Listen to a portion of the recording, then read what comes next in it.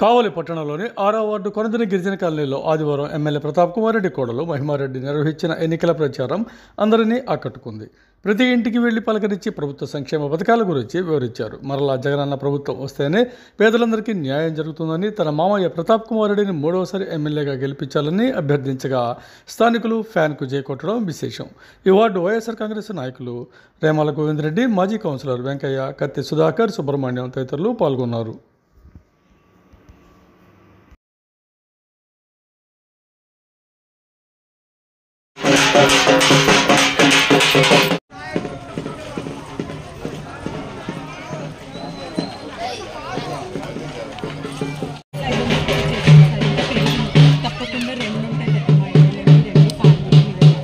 ఇది మన గుర్తు, మర్చిపోకూడదు. జగనన్న గెలిపించాలక్క. చిన్న పిల్లలు ఉన్నారు కదా, వీళ్ళందరూ స్కూల్కి వెళ్తే వాళ్ళ భవిష్యత్తు చాలా బాగుంటుంది. జగనన్న స్కూల్లో ఎంత బాగా చేశారో మీరు చెప్పాలి అక్క. బిడ్డ గెలిస్తేనే అంత బాగుంటుంది.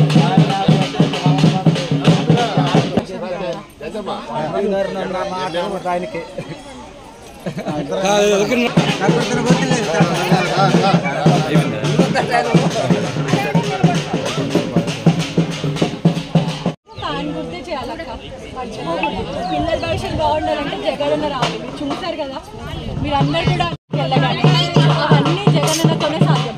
తప్పకుండా మళ్ళీ జగనన్న గెలిపించాలక్క. మనకి 2 ఉంటాయి, ఎమ్మెల్యే, ఎంపీ.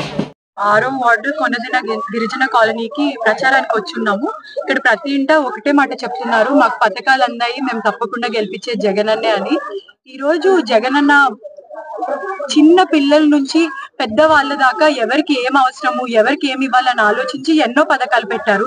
అమ్మఒడి పథకం అయితే ఏంటి, ఇప్పుడు మన స్కూల్ ఎంత బాగుపడ్డాయి నేడు నాడుతో.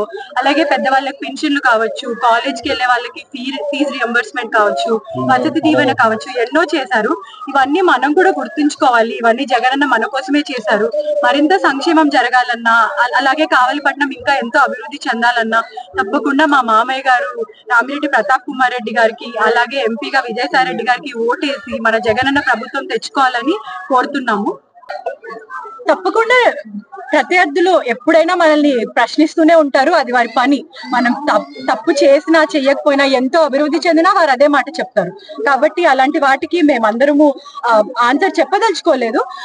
ఇక్కడ డెవలప్మెంట్ అనేది కనిపిస్తుంది, ఎన్నో సీసీ రోడ్లు పడ్డాయి. అది కూడా మీరు గుర్తుంచుకోవాల్సింది, 3 సంవత్సరాల్లో ఇంత అభివృద్ధి జరిగింది. 2 సంవత్సరాలు పైగా కోవిడ్ వచ్చింది, ఎంత ఇబ్బంది పడ్డామో చూసారు. మరింత పెద్ద ఇక్కడ ఏం జరిగాయంటే మన మైల్ స్టోన్స్, రామాయపట్నం పోర్ట్ కావచ్చు, అలాగే ఫిషింగ్ హార్బర్ కావచ్చు, దానివల్ల ఎన్ని ఉద్యోగాలు వచ్చాయి. మరింతగా కావలిపట్నం ఎంత అభివృద్ధి చెందబోతుందో, అలాగే ఎన్ని ఆపర్చునిటీస్ రాబోతున్నాయి ఇక్కడికి అందరికీ తెలుసు. అది మరింత జరుగుతుంది. ఇలాగే జగనన్న ప్రభుత్వం వస్తే ఇంకా ఎంతో బాగుపడుతుంది. ఇదంతా మీరు గుర్తుంచుకోవాలి. ప్రత్యర్థులు చెప్పే మాటలు చెప్తూనే ఉంటారు, కానీ ప్రజలకి నిజం ఏంటో తెలుసు, వారు నిజం వైపే ఉంటారు.